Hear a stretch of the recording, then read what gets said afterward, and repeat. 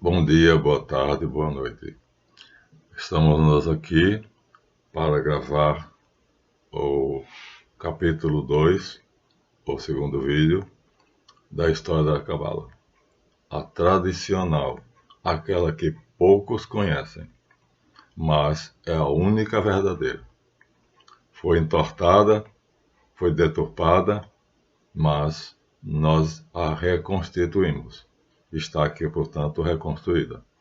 Se preparem para fazer aquele jogo, né?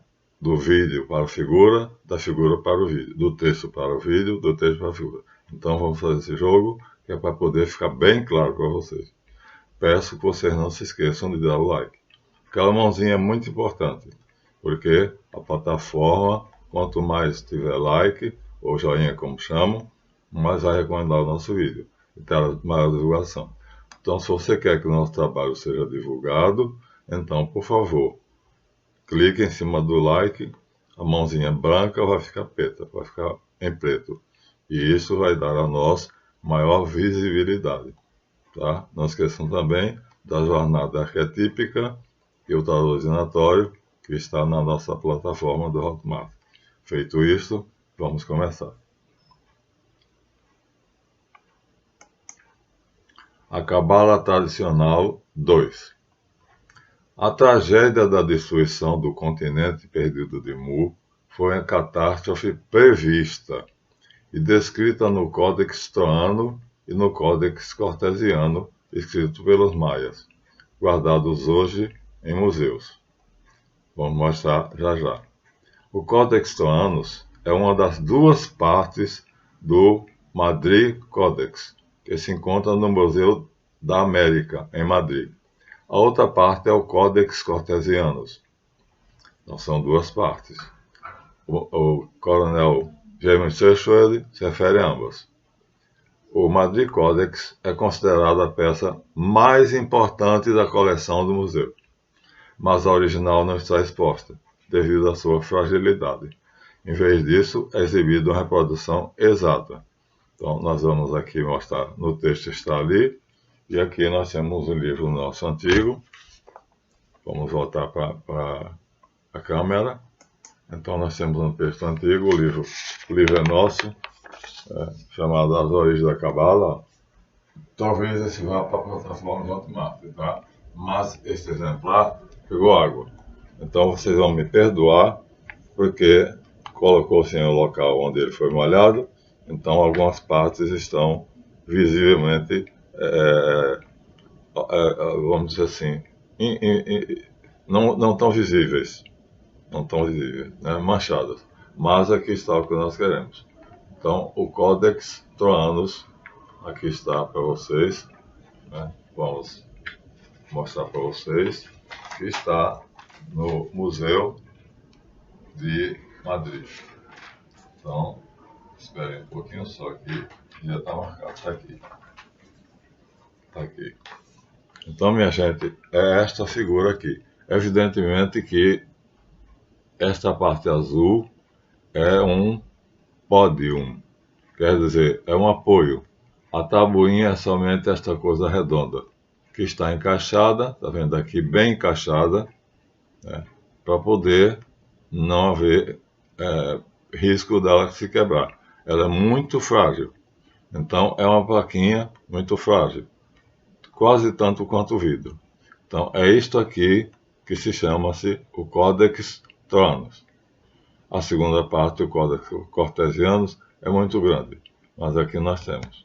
Então isto aqui está no Museu de Madrid e a outra parte não é exposta, porque é mais difícil ainda de traduzir do que essa. Então agora vamos voltar à câmera.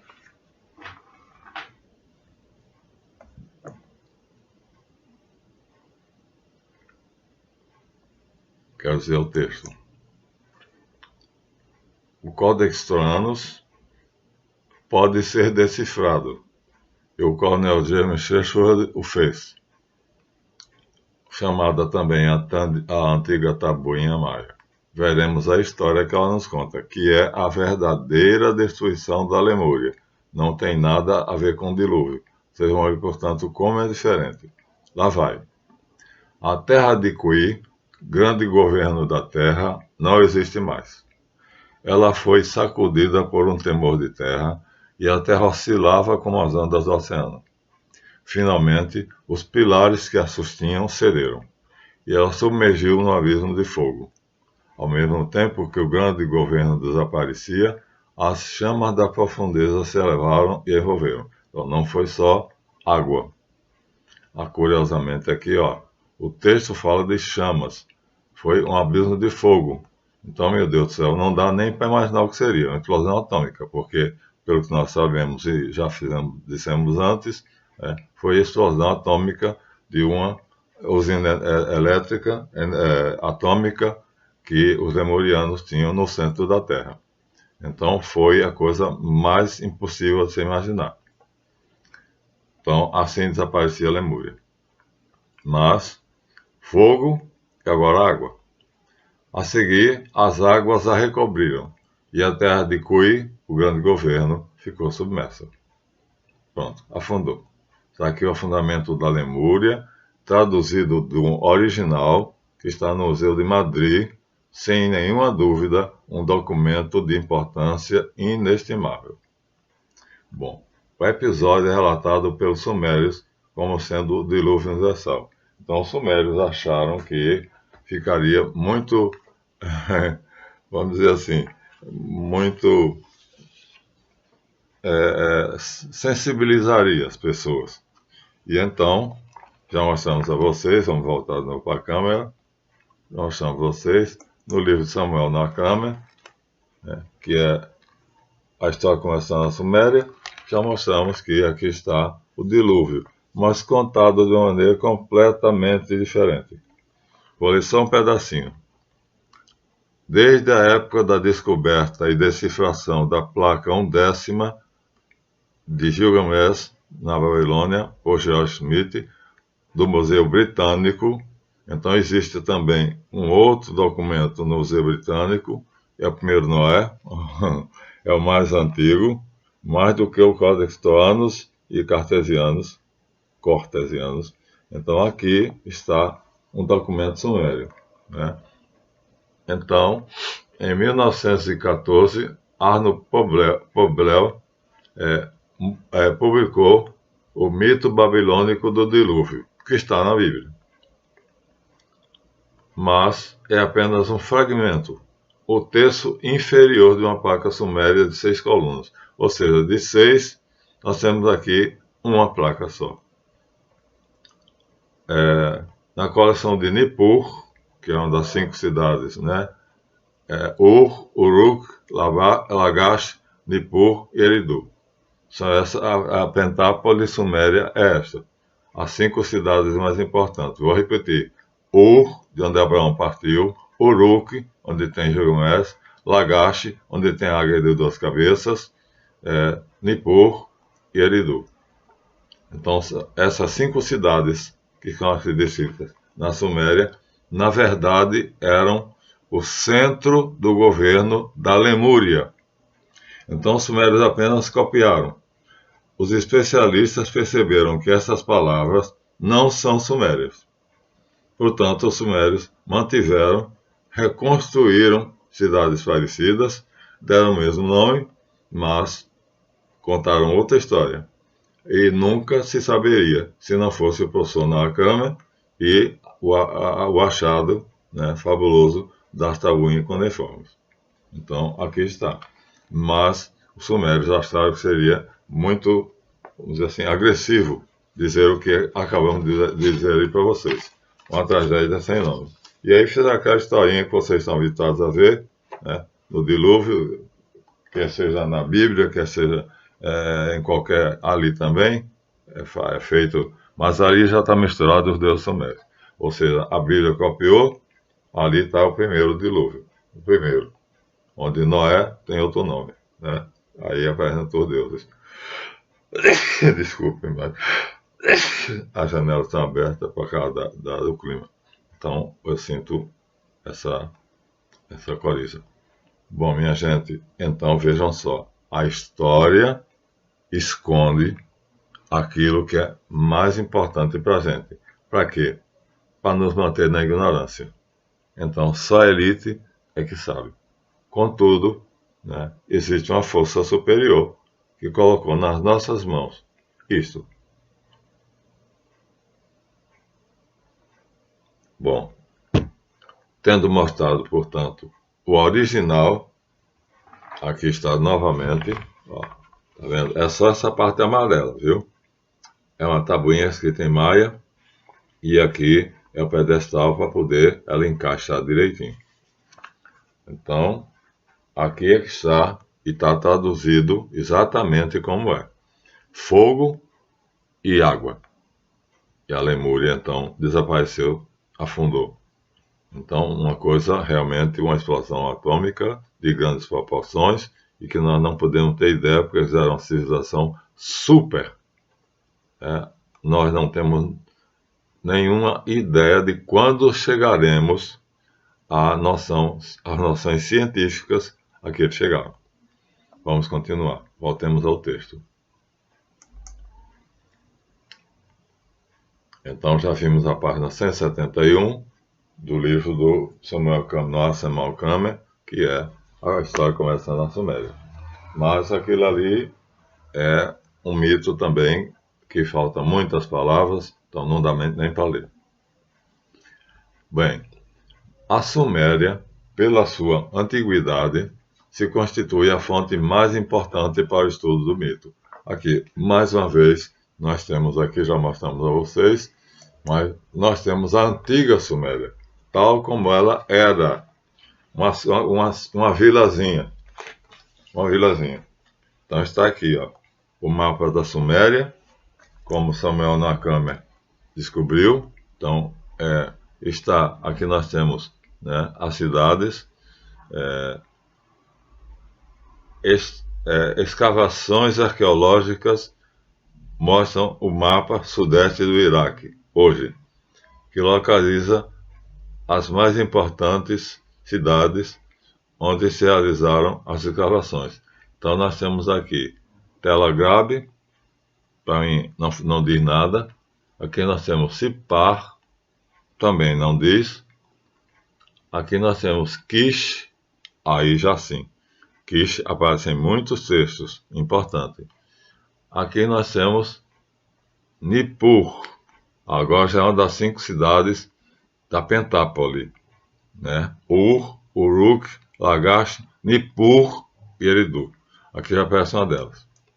Depois, isso é o Tigre, entre o Tigres e o Eufrates, tá? Depois nós temos aqui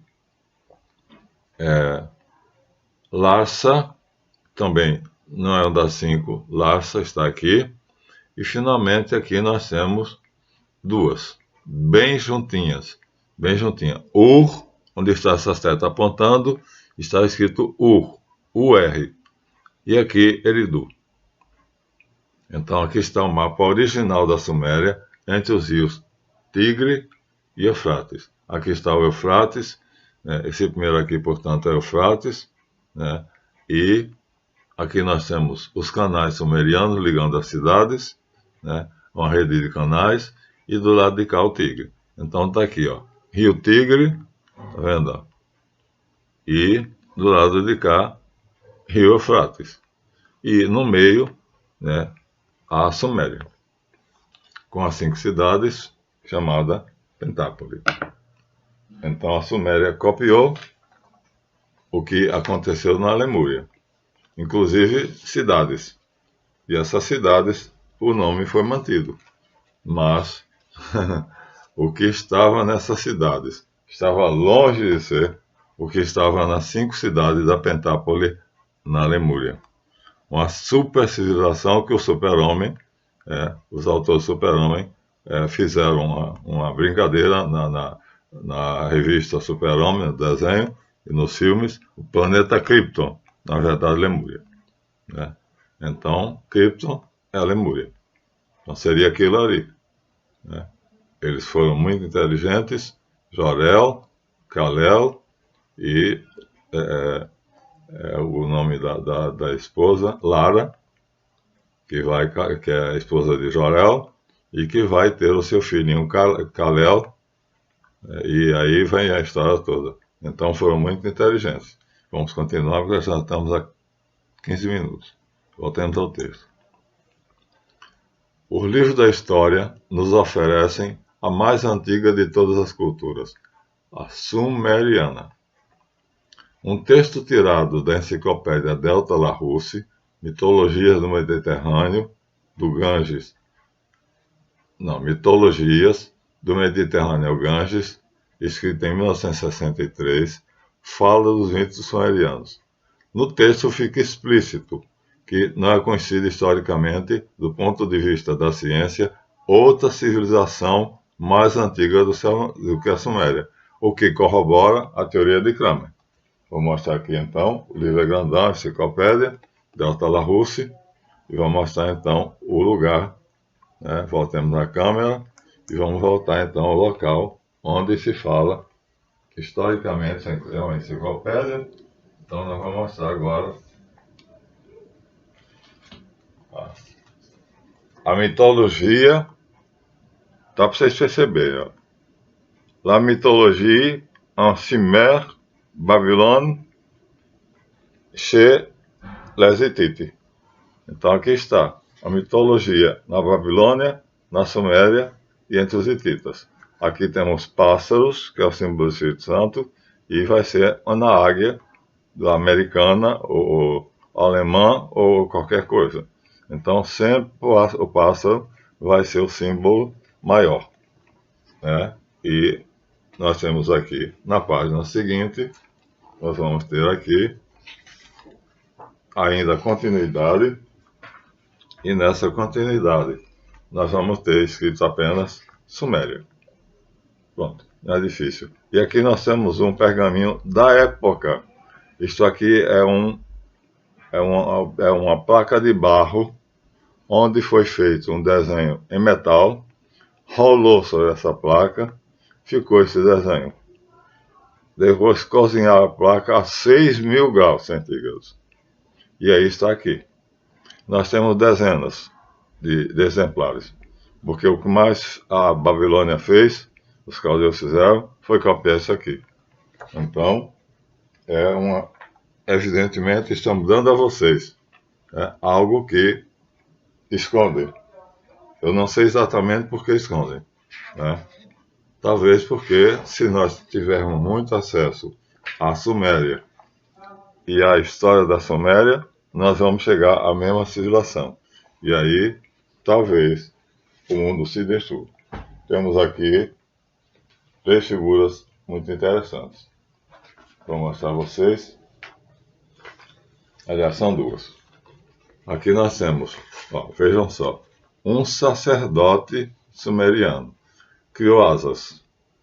Aqui na mão dele tem uma pinha, ó. Deixa eu apontar com o lápis. Veja, na mão dele tem uma pinha. Significa o quê? Que já tenho descoberto a função da glândula pineal. E aqui nós temos uma sacola onde ele vai colher pinhas e não sei que uso eles faziam dela, mas isso aqui é uma sacola. Então essa sacola lembrou do tarô. Agora, quando ele se tornava sumo sacerdote, aí sim mudava. Olha aqui, a cabeça era de águia, e de novo na mão a pinha, e de novo na mão a sacola do louco. Então o tarô tem alguma coisa, tem raízes aí. Aqui está um sumo sacerdote, portanto as asas de águia, a cabeça de águia. Os pés são humanos, enquanto que nós vamos mostrar a vocês o sacerdote comum só tinha as asas de águia, não tinha a cabeça de águia. Nós temos, portanto, um sumo sacerdote, isso é simbolizado, ele se tornou uma águia, que é um animal alado, o que voa mais alto, e aqui nós temos um que é sacerdote, mas não chegou tão alto. Então, muita coisa nós descobrimos. E aqui nós temos vários, nós temos mais de 10 exemplos, mas não vamos cansar vocês com isso. Vamos parar por aqui, tá bom? O importante estão escondendo da gente algo, um conhecimento importantíssimo. E por que estão escondendo? Porque a Suméria era a única colônia da Lemúria que tinha permissão para entrar na metrópole. A única. Ficava perto do Laos, do Camboja, e a Lemúria era uma ilha continental do Pacífico. Então, de barco, você ia da Suméria até a Lemúria e entrava na cidade. Somente os sumérios tinham o direito de entrar pelos portões da Lemúria. Por isso que os sumérios são uma civilização estranhíssima. A história não consegue explicar nada sobre os sumérios. Entendemos? Vamos então ao texto.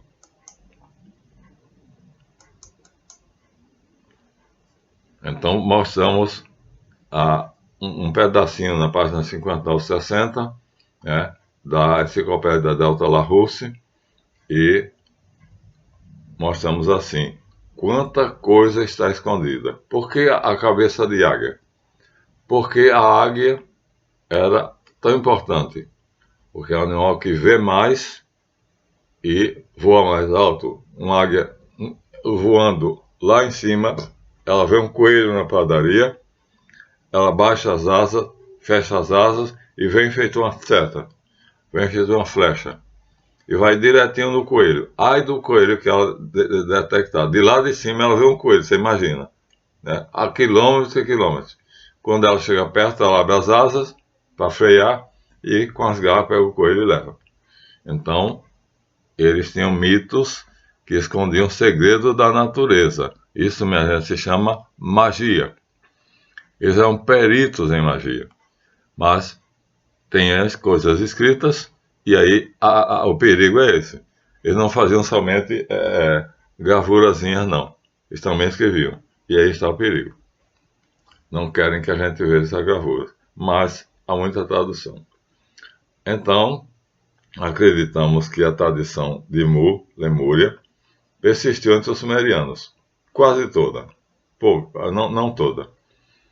E, claro, os mitos sumerianos contêm claros vestígios da Lemúria. Mas, uma coisa curiosa, os mitos sumerianos ficaram tão traumatizados pelo desastre da Lemúria e ficaram com tanto medo da árvore da ciência do bem e do mal. Agora vocês vão entender o que é que Gênesis 2 fala da árvore da ciência do bem e do mal como sendo a morada do diabo. Por quê? Porque a ciência destruiu a Lemúria. Foi um cataclismo atômico de proporções inimagináveis. Então, a Igreja Católica, principalmente, tenta travar sempre a ciência, e hoje existe o Conselho de Ética Internacional. Agora não é mais só a Igreja Católica. Então não adianta dizerem aí que a Igreja Católica é contra a ciência. Não, minha gente. É que nós sabemos de coisas que a maioria não sabe. Então os ignorantes dizem isso. Mas graças a Deus. Então em Nova York fundou-se, né,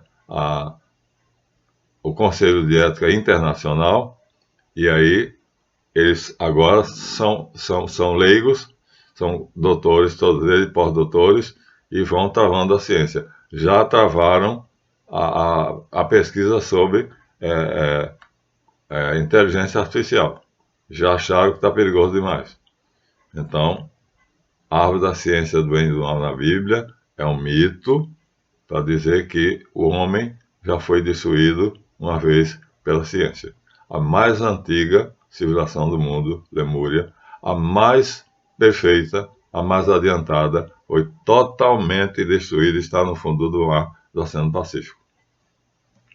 Por isso, a Suméria não conta a história, mas conta historinhas, tem épicos, né? Bom, e não vai usar metais. Curiosamente, a Suméria não vai fazer nada de metal. Tudo dela sai de barro. E os mitos sumerianos são apenas falando sobre os deuses que dão origem ao mundo vegetal.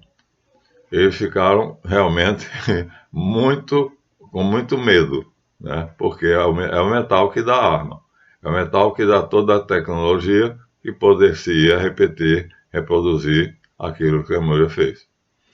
De qualquer maneira, vamos agora à região sumeriana.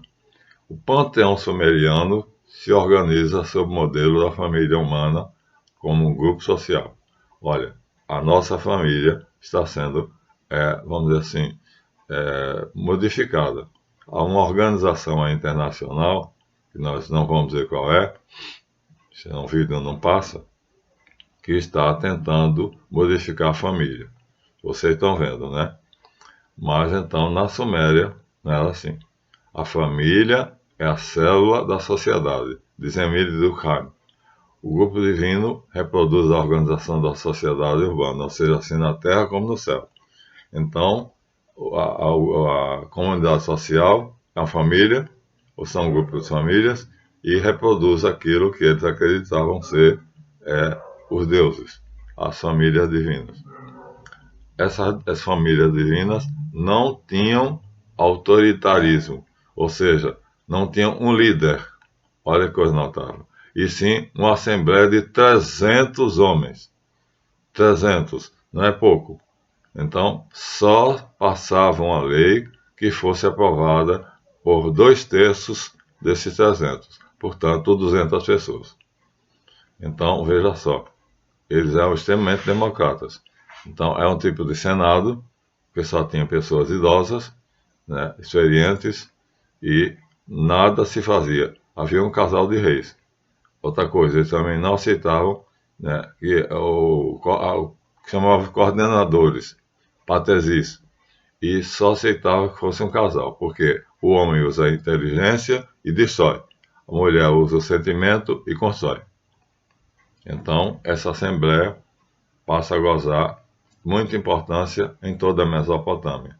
A história da Mesopotâmia vai assimilar a Suméria. E a maior parte das coisas que nós temos, tudo vem dos caldeus.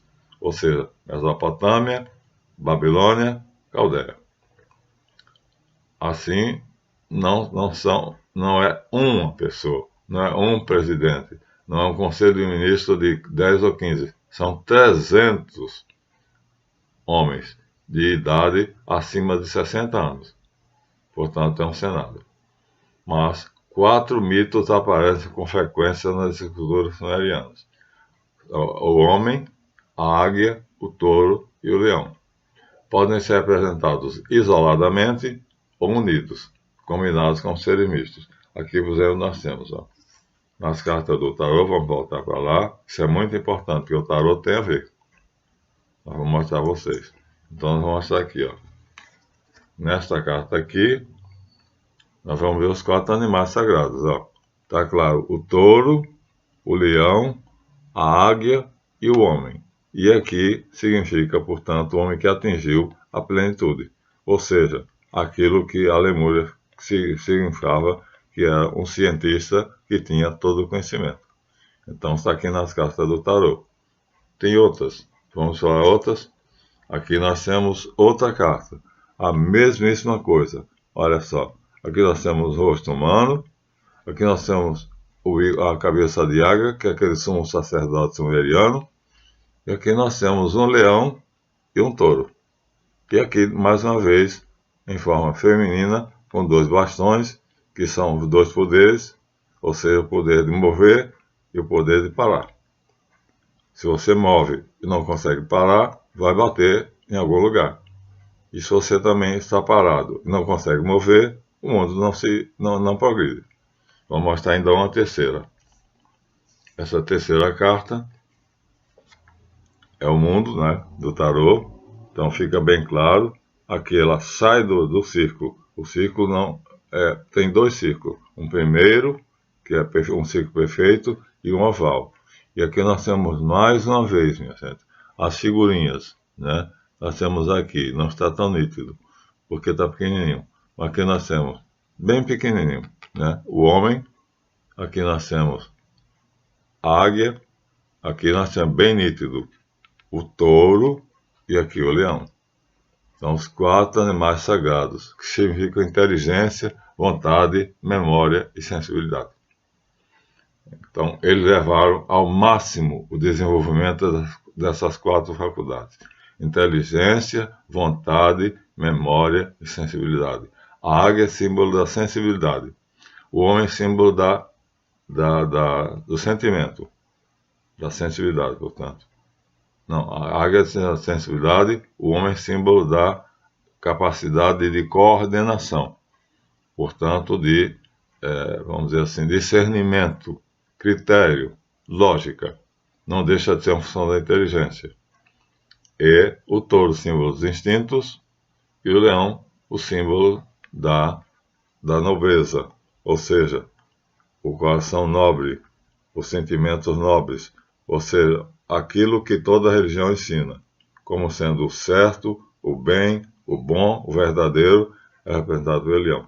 Mas isso aqui, né, foi uma deturpação da verdadeira imagem que está na Catedral de Chartres. Então, vou mostrar a vocês no livro de Francis Huxley, O Sagrado e o Profano, não confundir com Aldous Huxley, né, que tem um sobrenome igual, não sei se são parentes, e o título, O Sagrado e o Profano, Michel Eliade usa também no livro dele. Então, é um livro que você pode confundir com outros, mas aqui é Francis Huxley. Vamos ver então qual seria a figura original. Está na Catedral de Chartres, e vocês vão ver então aquela mesmíssima coisa que foi em Marselha, sempre em Marselha, Provença, sul da Itália. Ó, a original é essa aqui: Jesus Cristo em majestade, né, no meio dos 4 animais. Deixa eu ver se eu consigo mostrar para vocês. Então substituíram Jesus por uma hermafrodita, porque tem um planejamento cobrindo o pênis, e tem um planejamento e tem o seio de fora. E aqui nós temos a águia, aqui nós temos o anjo, aqui nós temos o leão e aqui nós temos o touro. Essa é a figura original. Por isso o cristianismo é detentor de uma tradição que todo mundo tem medo. Portanto, a igreja cristã é uma perseguida, porque só ela tem aquilo que a elite mundial tem. E aí, dentro do passo fazendo disso aqui, ó, terminaram fazendo isso aqui, uma brincadeirinha, não, substituindo Jesus por uma mulher, um andrógeno, tá vendo? Ó? Um planejamento recobre as partes sexuais, né? E assim, qualquer pessoa vai ser governante e ignorante, e assim a religião perde força e se corrompe. Infelizmente se corrompe. Então, é uma lástima. Então, a elite globalista então vai fazer com que a religião seja mal vista, né, que as guerras são motivadas pela religião, e assim por diante. Vamos ao texto. Ainda tem outro caribu. Nós então temos aqui o exemplo de 2 caribus. Nós usamos este aqui, mas vamos deixar. Na certa a gente vai mostrar. Vamos ao texto. Então já vimos que o 4 anões sagrados, na figura tarô chamada, numerada 21, nós temos nos cantos o homem, a águia, o touro e o leão. Mostramos a vocês. As 4 cartas estão aqui. Mas isso é uma deturpação, né? Na verdade, a original foi construída pelos maçons junto com os monges beneditinos. E a Jesus era o centro. Então, tem alguém aí que não gosta muito da gente, né? Agora, na figura que eu vou mostrar agora, ali está separado, um por um, e na figura que nós vamos mostrar, os 4 estão unidos. Está na História Universal, página 63. Então, aqui está. Esta é a figura, chamado caribu assírio. Gente, lindíssimo. Nós usamos isto como sendo o símbolo do colégio dos magos caldeus. Cabeça de homem, asas de águia, corpo de leão e pata de touro. A esfinge. Terminou sendo traduzido como esfinx. Esfinge. Mas o nome correto é caribu. E vamos depois explorar esse tema com muito detalhe. K, R, B, que são as consoantes, vão revelar um segredinho que nós vamos mostrar para vocês. Seja BRK, RBK, mas sempre essas três consoantes, que no hebraico vamos somar para ver qual é o som aritmo, né? Qual será o valor numérico, né, da palavra caribu, porque só interessam as consoantes. Mas aqui está o que nós usamos, e aqui está um que é belíssimo, que eu gosto de mostrar. Já usei de vocês mostrando isso aqui, mas eu acho tão belo, e sempre mostro. Aqui está. Então, nós temos aqui, portanto, uma figura linda, onde mostra Deus, supostamente aqui o idoso, né, e está em cima do querube. Ou seja, aqui nós temos o boi, nitidamente, aqui nós temos o que é o leão, né, e o homem estaria onde, meu Deus do céu? A águia está aqui, ó, o bico da águia está aqui, e não estou vendo o homem. Se ele se olhando de lado, eu vejo o homem. O homem está aqui, está do lado de cá. É porque o livro é muito grande que é difícil manipular ele. É história universal.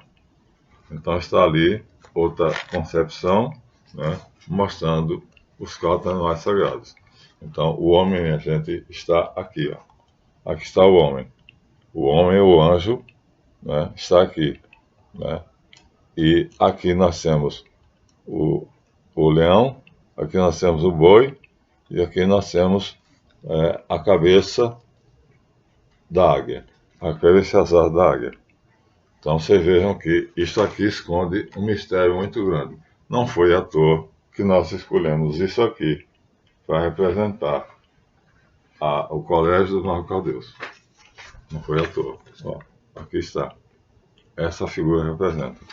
Mas não sei se vocês estão entendendo, né, no nosso curso de A Jornada Arquetípica, o que estamos explicando. Por quê? Porque tem muita gente que não quer nem de longe que vocês saibam. E fazem tudo para impedir. Bom, estamos chegando ao final.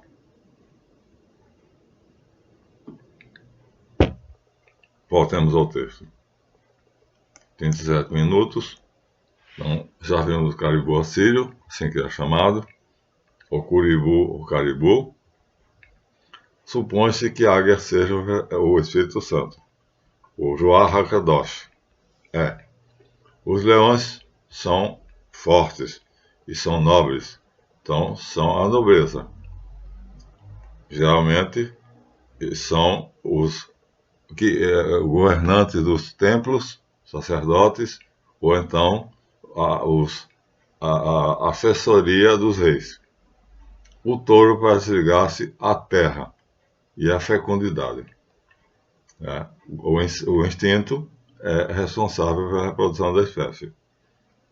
Então, o rosto humano simboliza a ordem, o discernimento, portanto, o critério e a lógica.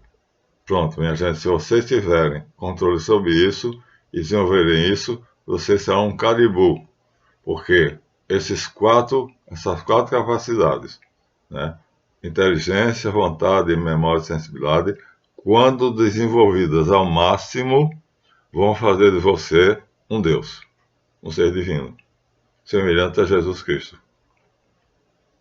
Então, mostramos o caribu, a falsificação feita em Marselha, né, e o original que está na Catedral de Chartres, que é Jesus Cristo.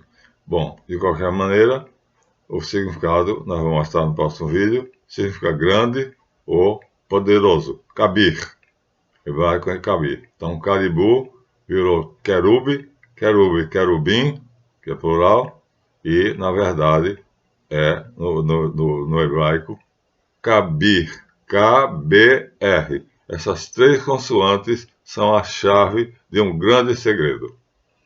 Então, no hebraico se torna querube. Caribu dá lugar a querube. Mas às vezes o K existe, o R existe, o B existe. significado que é de fogo. Mas nós conhecemos o plural, querubim.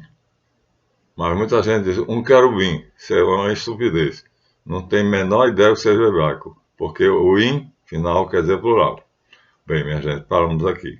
O vídeo já vai longe e no próximo daremos mais detalhes sobre as consoantes K, R e B em qualquer posição. Seja RBK, KBR, elas têm o mesmo valor quando elas somadas.